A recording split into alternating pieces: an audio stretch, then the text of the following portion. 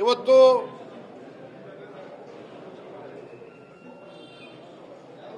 ನಮ್ಮ ರಾಜ್ಯದ ಎಲ್ಲ ಪ್ರಮುಖರ ಜೊತೆ ಸಮಾಲೋಚನಾ ಸಭೆಯನ್ನು ನಾವು ಕರೆದಿದ್ವಿ.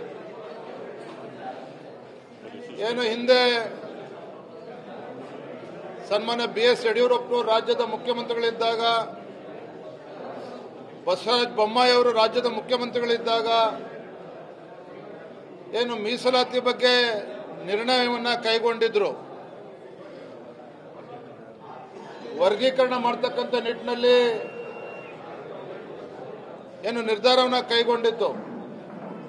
ಇವೆಲ್ಲ ವಿಚಾರವಾಗಿ ಇವತ್ತು ಸಭೆಯಲ್ಲಿ ಚರ್ಚೆಯನ್ನು ಮಾಡಿ ಒಳ ಮೀಸಲಾತಿ ವಿಚಾರವಾಗಿ ಸರ್ವರೊಂದಿಗೂ ಕೂಡ ಚರ್ಚೆಯನ್ನು ಮಾಡಿ ಇವತ್ತೇನು ಹಿಂದಿನ ಬೊಮ್ಮಾಯಿ ಸರ್ಕಾರ ಇವತ್ತು ಕೇಂದ್ರಕ್ಕೆ ಶಿಫಾರಸನ್ನು ಮಾಡಿತ್ತು. ಇಲ್ಲಿಯ ರಾಜ್ಯ ಸರ್ಕಾರ ಕಾಂಗ್ರೆಸ್ ಸರ್ಕಾರ ಅದನ್ನು ಯಥಾವತ್ತಾಗಿ ಜಾರಿಗೆ ತರಬೇಕು. ಇದನ್ನು ಸಮಗ್ರವಾಗಿ ನಾವು ಇವತ್ತು ಚರ್ಚೆಯನ್ನು ಮಾಡಿದ್ದೇವೆ. ಬಹುಶಃ ಸದ್ಯದಲ್ಲೇ ಭಾರತೀಯ ಜನತಾ ಪಾರ್ಟಿ ಒಂದು ನಿಯೋಗ ಸನ್ಮಾನ್ಯ ಮುಖ್ಯಮಂತ್ರಿಗಳನ್ನು ಭೇಟಿ ಮಾಡಿ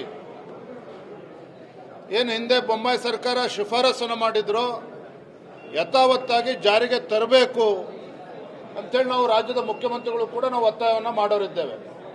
ಹರಿಯಾಣದಲ್ಲಿ ಕರ್ನಾಟಕ ವಿಚಾರವನ್ನು ಮೋದಿಯವರು ಪದೇ ಪದೇ ಪ್ರಸ್ತಾಪ ಮಾಡಲಿಕ್ಕೆ ಕಾಂಗ್ರೆಸ್